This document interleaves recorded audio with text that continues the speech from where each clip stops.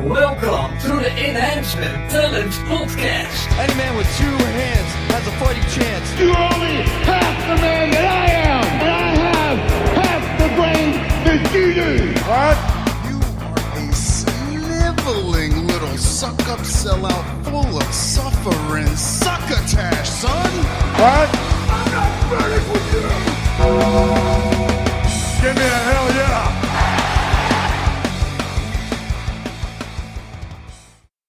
We are back and better than ever. Welcome everyone to this Enhancement Talent Extra edition. Wherever you may be and however you may be listening, we do appreciate you stopping by. I am your host Brock Fluker, going into solo today for this extra edition, reviewing the 2019 Royal Rumble. And can't even start the review any other way than saying that this thing is just way too damn long. Starting at 5 o'clock Eastern and ending at midnight, that's including the pre-show, 7 hours altogether. And that's just ridiculous would be one word to describe it, I would say. I'm sure you could think of many other adjectives to describe that, but nonetheless, was a show full of ups and downs, I thought. I can't complain too much because I feel like they got both of the Rumble winners correct. There were definitely parts, as you could imagine, in a 7-hour show that dragged, but overall, the results I did not think were bad. I didn't think there was many bad booking decisions in this show. Just very tedious at points to try to get through this whole thing in one sitting, I would say. But other than that, I'll get into the match by match here, starting with the pre-show, which my first note was that Daniel Bryan cut a promo on the Royal Rumble burger that Chase Field was serving at the event, and he actually had the burger with him, and no, he did not eat it. He instead threw it on the ground, which is such a waste. Like, I would have gladly eaten that. And before you ask, no, I do not care about my health or well-being. I would rather just have a burger that is topped with fried mac and cheese. Like, I don't know how much better life gets than that, to be honest with you.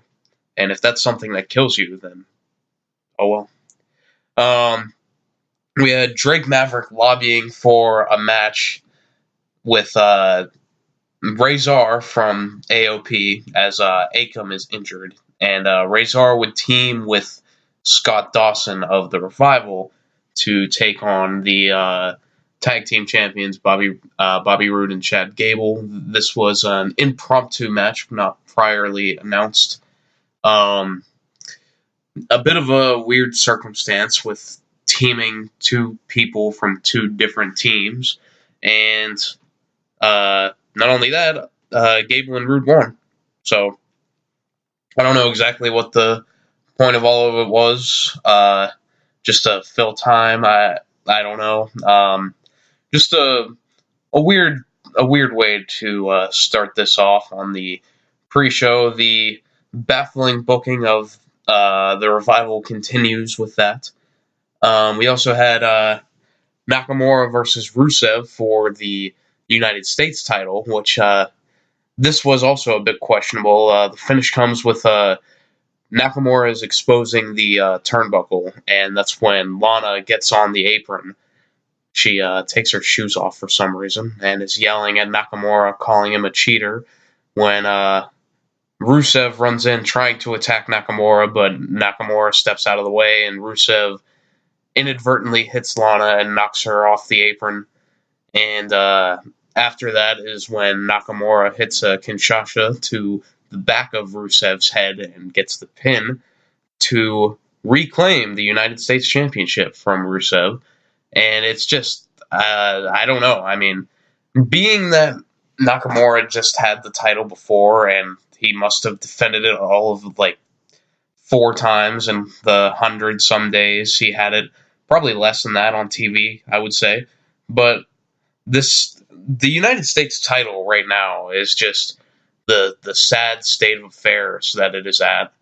I feel like it's been probably over a year since it's really felt like the title meant anything. I mean, you can go back to before Nakamura, it was there was Hardy and Randy Orton and Bobby Roode at some point in there.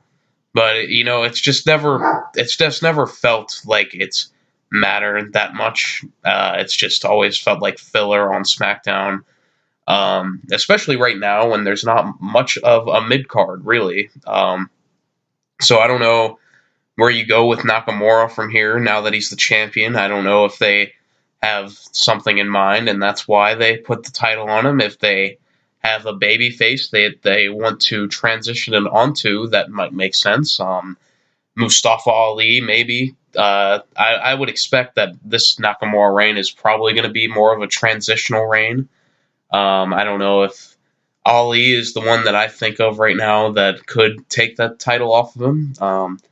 Can't really think of many others right now because the mid-card on SmackDown just is very non-existent when it comes to the United States title. There was a fatal four-way with Buddy Murphy, Akira Tozawa, Kalisto, and Hideo Itami for the Cruiserweight title. And I don't really watch any of 205 Live, but I see whatever they end up putting on the pay-per-views, and this match was awesome. I would say, really, as far as just if you put the match in a vacuum with every other match on the show, I thought it might have been the best match there was, really. There was just so much high flying, and Buddy Murphy with his running knees all over the place, Hideo Itami with his strong style, Kalisto flying around, Akira Tozawa. There was just so many good spots in this match. I couldn't really write all of them down, but it was a really good match. If you don't watch the pre-show, I would recommend at least watching this match. The other two matches you are fine without seeing, but this match was a really good showing for the 205 Live guys. It's just I guess it's not too much of a shame because the pre-show does get more eyes on it as far as viewers go, but it is kind of a shame that they are never really put on the main card in these pay-per-views. I feel like this match would have been a really good opener to the main show if they wanted to do that. Just something that I feel like they should do going forward when they have a good cruiserweight match like this that can really get the crowd off to a good start. I say, why not put it in the opener? But that'll take us to the main show, and it kicks off right away. We get Becky versus Asuka for the women's title, which was one of the matches that I was really anticipating. I thought this was a really nice opening match. I'm not sure if I would have wanted it at the open, but can't complain too much. It was a good way to start the show with back and forth strikes with Becky and Asuka. There was a lot of back and forth submissions too. There was one point Asuka tries to get Becky in her move, and Becky tries to get Asuka in Asuka's move, and just all sorts of arm bars and Asuka locks and everything all over the place in this match. The finish comes in when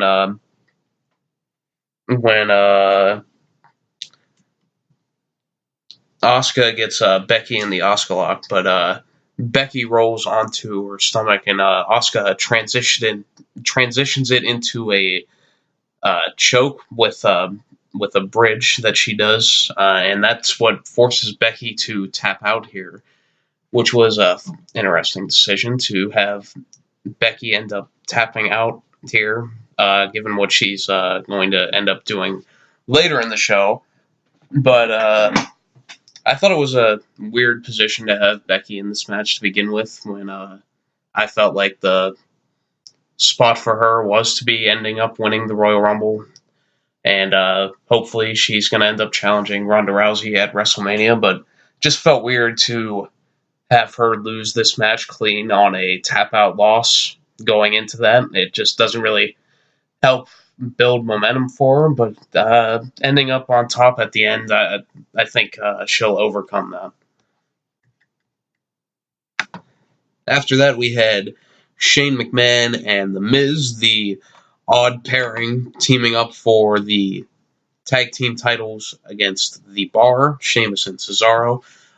This was an interesting match. I had Shane and Miz winning this one, and Kirby was the one that had The Bar winning, with Shane and Miz turning on each other at some point, but didn't go that way. Instead, we had Miz's dad was at ringside for this match, and later in the match, Shane would go for a coast-to-coast, but Cesaro would catch him in the Cesaro swing, which must have went for at least like half a minute. It might still be going, I'm not sure. Just always fun to see Cesaro pull that out. Cesaro holds Shane for a brogue kick, but Miz runs in and pushes Cesaro into it, so he eats the brogue kick. And then Miz hits Sheamus with the skull-crushing finale, leading to Shane hitting a shooting star press on Cesaro for the win. The second time I can recall Shane pulling out that shooting star press. The last time was in his WrestleMania 33 match against AJ Styles. So yeah, Shane and Miz, they win. They celebrate with the Miz's dad, kind of bringing that story full circle with the reason why Shane and Miz ended up teaming up was because Miz said that his dad liked Shane, and he's never felt like his dad was ever proud of him, so he wanted to team with Shane. So it kind of brought that all together, and I'm sure we'll eventually get into the turn at some point, whether it be Miz or Shane, I'm not sure. But I'd imagine that that's probably going to be a singles match at WrestleMania, but who knows? Maybe they'll keep it going past then. We'll see. We'll see where they go. We had Ronda Rousey defending the women's title, the Raw women's title, against Sasha Banks. Interesting, with Ronda supposedly maybe not being on WWE as an active wrestler after WrestleMania. The report being that she wants to start a family and that she might be out of there after WrestleMania. So going into that, and with that, with knowing that, I was curious if Ronda would end up losing here. I'd never really thought that she would, but I could see them. I could have seen them going with Becky winning the SmackDown title and then Ronda losing this match and entering the Royal Rumble and winning. I could have seen that happening, but that after Becky lost the first match, it was all but a foregone conclusion that Ronda was going to win this match. So early on, there was a cool spot where Ronda has Sasha on the outside, and she's punching her into the ring post, but Sasha ducks out of the way, and Ronda punches the LED board, and she takes out the LED board, and it just goes blank, which I thought was a nice touch. But after that, Sasha worked over Ronda's arm for most of that match. She did a lot of her own arm bars and such throughout this match, and really put Ronda down a lot. Really, this match was largely Sasha offense and submissions. It does eventually end with Ronda hitting the Piper's Pit, I guess they're calling it, the move that Ronda does, and that gets the pin on Sasha, and they shake hands after, and on the ramp, Sasha holds up the 4 fingers for like the 4 horsewomen, I guess. So I don't know if that's foreshadowing anything, if we are eventually getting that match, but I don't know. We'll see, I guess. Not much to be surprised with. Ronda does end up retaining here, so pretty much as you'd expect to this point. we get to the Women's Royal Rumble match next. So we have, within the first half of the show, we have both the women's title matches and we have the Women's Royal Rumble match. I thought this Women's Royal Rumble match really was when the show really started to drag for me, was during the first half of this match, I would say, in particular. Just not a lot to get into. You had Maria and Alicia fighting over a hat or something. I'm not even sure. Just a lot of not much to talk about stuff. But we do get towards the end, and it's when I believe it's at number 28 or 29 that Lana enters, and she has her ankle wrapped from earlier in the pre-show when she fell off the apron onto her feet. And we're supposed to believe that so desperately and devastatingly hurt her ankle to the point where she's barely able to walk halfway down the ramp. Just very silly, I thought. But that's when Nia would be the next one out at 29, and she would injure Lana even further as she's standing on the ramp, and Nia just takes her out and does some more damage to the ankle. And that would lead way to what we would get later after Carmella enters. Becky would come down the ramp, and with Lana being unable to compete, Becky would, for one, she's negotiating this with Fit Finlay, of all people, who's there to help Lana with her injury, and she's arguing with Finlay to be able to be in this match. But that was odd. That and eventually Finlay said, "All right, go ahead."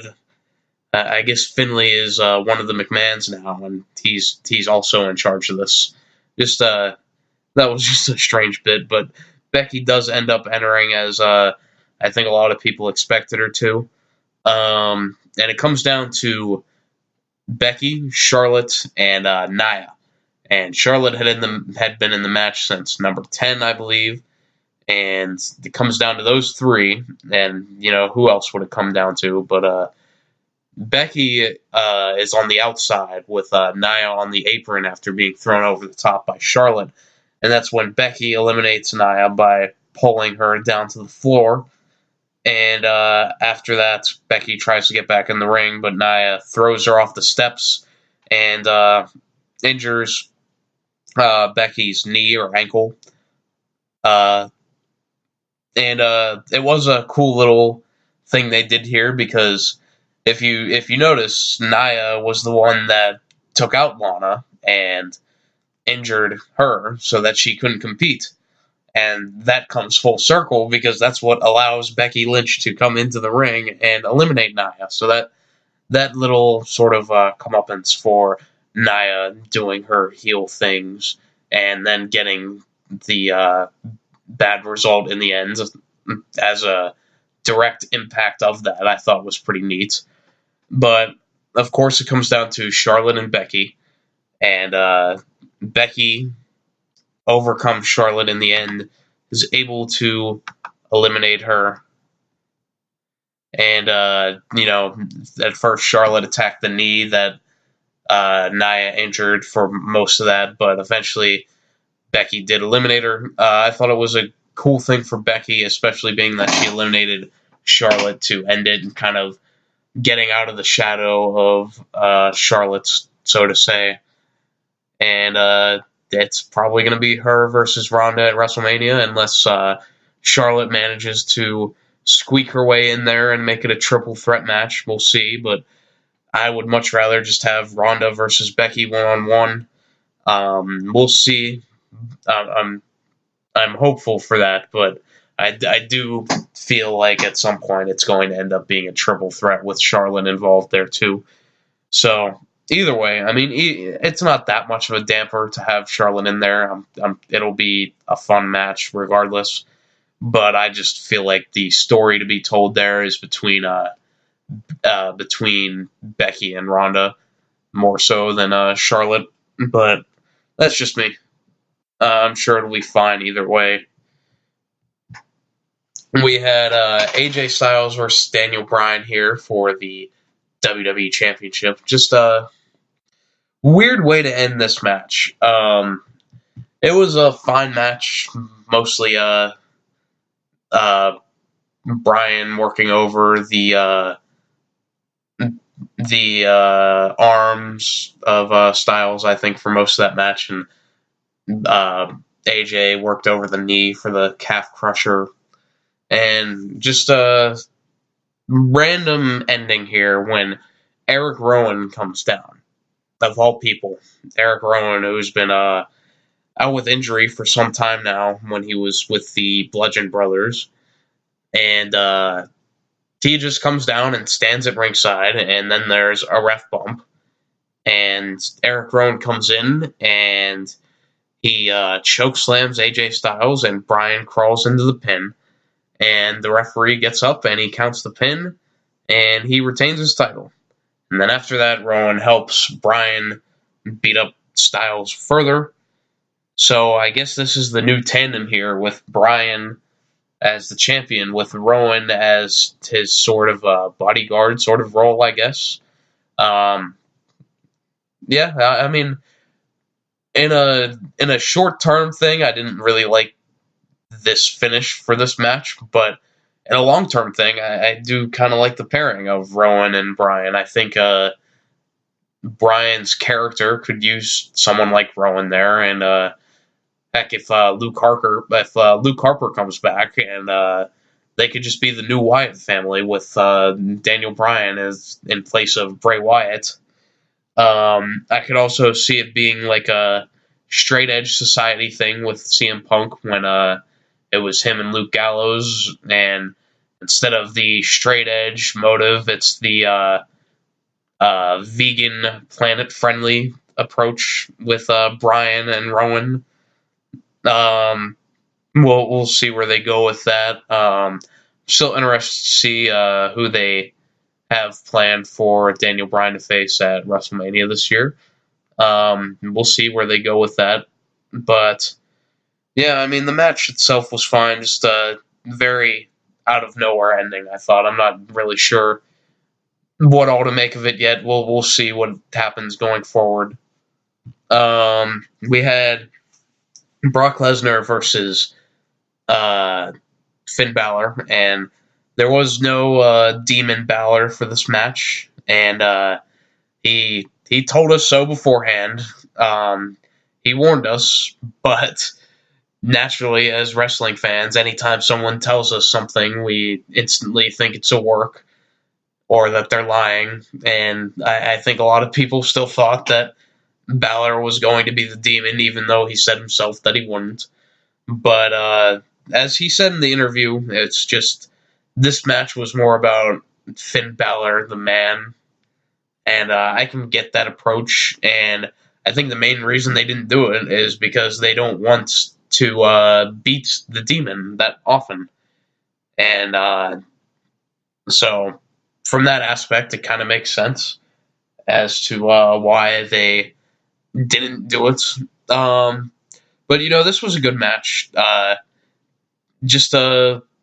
mean, there was nothing spectacular about it. I would say a pretty typical Brock Lesnar versus smaller person, Daniel Bryan, AJ Styles, Finn Balor sort of match where, Brock gets control for a lot of it, but they get their run at some point to make you believe that they're going to win, and Balor had that here when he took advantage of ramming Brock Lesnar sternum first into the announce desk, and then eventually did end up hitting a coup de grace, but Lesnar would kick out, and as he kicked out, he transitions it into a Kimura, which I feel like we haven't seen Lesnar use in a good bit now, but he pulls it out here, and he has the psycho killer look on his face as he's doing it, and Balor does eventually tap out,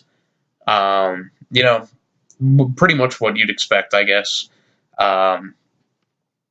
They're saying that Balor was supposed to get a good push this year, but I wouldn't be surprised if this is the farthest that goes, really. But we'll see what they do with him coming out of this, I guess. I wouldn't have my hopes up too much. I'll believe it when I see it. But nonetheless, Brock is still the Universal Champion for now, at least until WrestleMania. And that would bring us to the main event of the Men's Royal Rumble. We had Elias out at number 1, and he is set to sing us a song, as he always is. But at number 2, it's Jeff Jarrett that comes out. And Elias and Jarrett are going to have a duet. But right when Jeff gets ready for that, Elias punches him in the face.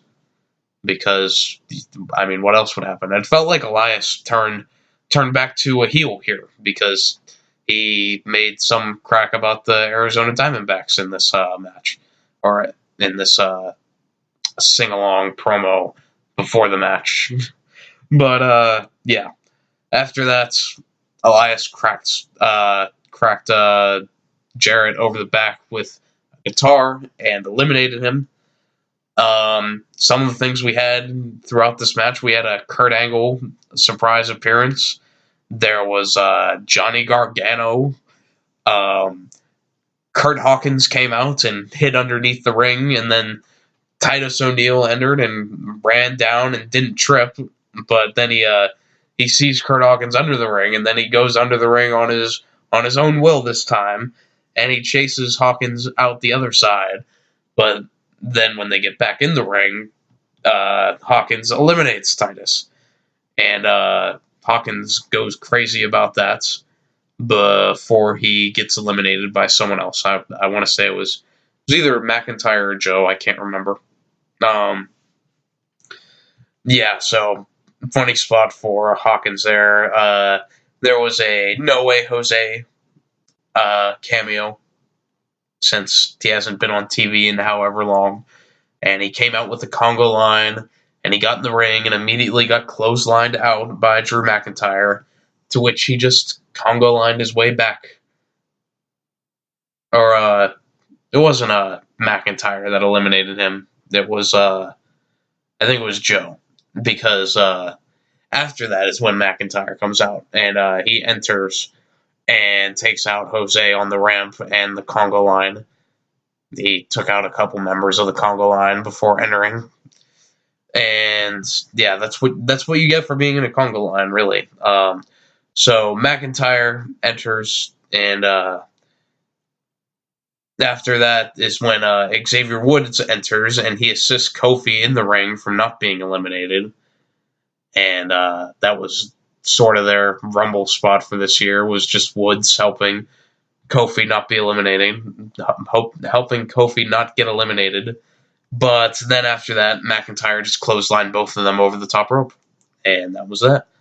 There was a Pete Dunne appearance in here, an Aleister Black appearance. Mustafa Ali eliminated Samoa Joe to further their feud.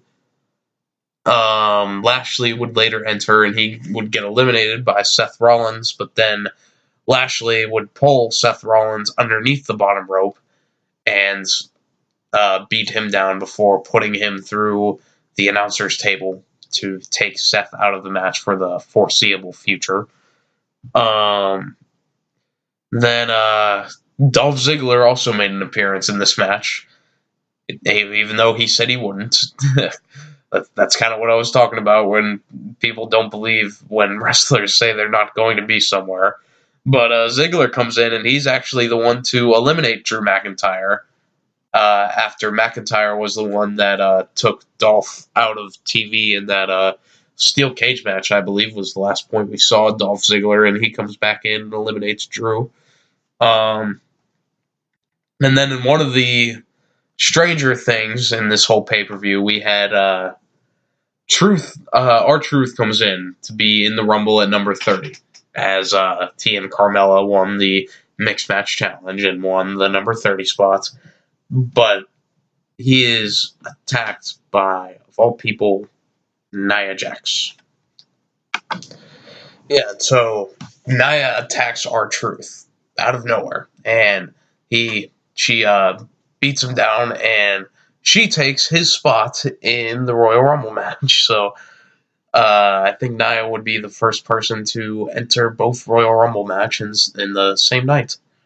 And as it was pointed out, she's the fourth woman to enter the men's Royal Rumble match, along with Beth Phoenix, Chyna, and Karma, Awesome Kong, known as Karma in WWE. But nonetheless, Nia Jax enters this match, surprisingly, I mean, to say the least, and at number 30, also to say the least, that they decided to give this spot to Nia. It was a very strange way of doing things, and Nia comes in and she's knocking out people left and right, and Mustafa Ali turns around and he refuses to hit Nia Jax, so Nia Jax eliminates Mustafa Ali there. Randy Orton would try to RKO her, but Nia pushes Orton into the second rope and then calls to Mysterio to dial up a 619 on him, but of course she turns on Rey. So then this ends up being that everyone is teaming up to eliminate Nia. So Rey ends up hitting a 619 on her, with Ziggler hitting a super kick on her, and then Orton hitting an RKO on her before Rey and Randy team up to eliminate her. Only thing this was missing was Braun and Nia. That would have been fun. But yeah, just a surprising turn of events, I would say, to have Nia come into this match, and not only just to have her in the match, but to have her competing and taking shots from the men in the match. It was just surprising, I would say. And I don't have any issues with it. I thought it was pretty funny, honestly. It was just not really funny. I was just laughing at how out of the blue it was and how little I expected to see it, really. And the final four come down to Braun Strowman, Seth Rollins, Dolph Ziggler, and Andrade. Strowman pulls Seth back into the ring, who's been on the outside since being put through the table. Strowman eliminates Ziggler and Andrade with ease, and that mix comes down to Seth versus Braun, who were really the two favorites to win this, I would say. And it comes down to a spot on the apron with Braun holding Seth up in a power slam, but Seth escapes and pushes Braun into the post, hits a super kick, and then hits a stomp on the apron, sending Strowman to the floor, with Seth Rollins winning the match. And that will send him to the WrestleMania to likely face Brock Lesnar. This match I thought was a lot more fun than the Women's Royal Rumble, I would say. Neither were great as far as Royal Rumbles go, but there was a few more good spots in here and just more to care about, I thought, really. But both of the right people won, I would say, and even though that I didn't think the Women's Royal Rumble was that great, I think it would have been cool to have that close the show with Becky ending up winning, because, that got a thunderous reaction. Just such a long show, though, and you could tell in the crowd for a lot of these parts. The WWE Championship match that took place right after the Women's Royal Rumble, I thought the crowd was incredibly dead for that match. And just throughout, in between the two Royal Rumble matches, I would say that the crowd was really just out of it with how much wrestling they had been watching that day. 7 hours. Just far too long for one show. But nonetheless, can't complain too much. I thought they got mostly everything right here and sets up to hopefully a good WrestleMania because me and Kirby will both be there in New Jersey. So I'm definitely hoping to see Ronda versus Becky. And I think Seth versus Brock Lesnar will be a fun match with Seth hopefully winning the title there. But yeah, that's about all I have to say on this. Do appreciate you guys bearing with me as I review this 7-hour show in 35 minutes. Imagine that. But nonetheless, if you guys could just check out the podcast we'll have later this week. I'll get Chris's thoughts on the Rumble and Raw and SmackDown for the week. And yeah, just appreciate the support. And that'll be it. Thank you guys.